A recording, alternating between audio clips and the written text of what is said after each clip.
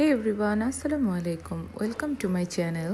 আজকে আপনাদের বানিয়ে দেখাবো বাটার বনের রেসিপি।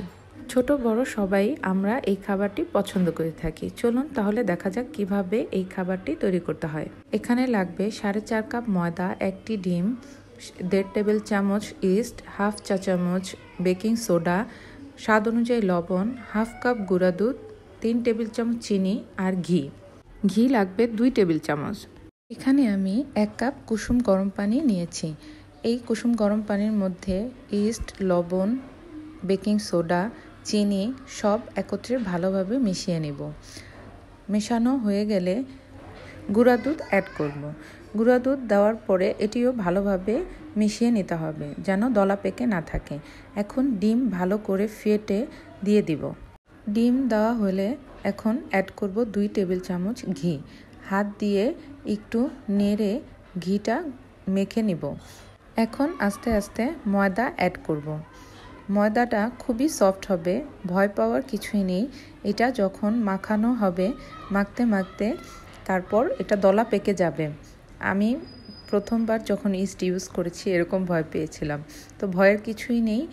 এটা মাখার পরে ডোটা একদম সুন্দর নরম সফট হয়ে যাবে। এখন ডোয়ের উপরে একটু তেল মেখে 1 ঘন্টার জন্য একটি গরম জায়গায় রেখে দিতে হবে। গরম জায়গা বলতে চুলার পাশে রেখে দিলেই হবে। সেই দিন খুব ঠান্ডা ছিল, আমি যেদিন এই বাটার বনের রেসিপিটা করি, তাই তেমন একটি বাবল ক্রিয়েট করেনি। বাবল কম ক্রিয়েট করার কারণে আমার মনটাই খারাপ হয়ে গেছে। যাই হোক, এখন তো রেসিপিটা তৈরি করতে হবে। এখন একটু তেল নিয়ে ভালো করে ডোটা মথে নিতে হবে। এখন আমি ছোট ছোট করে লেচি কেটে নেব। এখানে 8টা লেচি হয়েছে। লেচিগুলো সুন্দর করে ভাগ করে আলাদা সাইডে রেখে একটা লেচি নিয়ে সুন্দর করে মথে ভিডিও দেখানো প্রসেস অনুযায়ী এভাবে পেঁচিয়ে পেঁচিয়ে ভাঁজ করে নিতে হবে। ভাঁজ হয়ে গেলে বেকিং ট্রেতে তেল ব্রাশ করা কাগজের উপরে বাটার বনটি সেট হতে দেব। আপনাদের আরেকটা বানিয়ে দেখাই।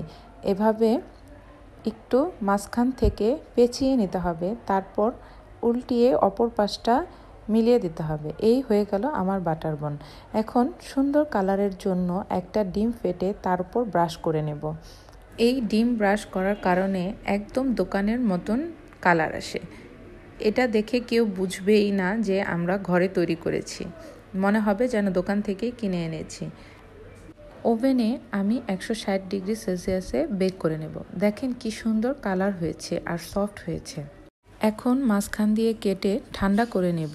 ঠান্ডা করা বাটার বনে আমার আগে কেক বানানো ছিল, সেই ক্রিমই আমি রেখে দিয়েছিলাম।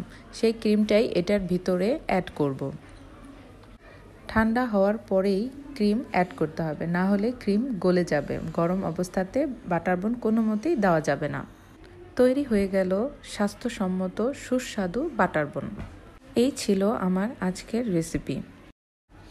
আমার রেসিপিটি ভালো লাগলে সবাই লাইক, শেয়ার অ্যান্ড সাবস্ক্রাইব করে আমার পাশে থাকবেন। আল্লাহ আপনাদের সবাইকে ভালো রাখুক, সুস্থ রাখুক। আল্লাহ হাফেজ।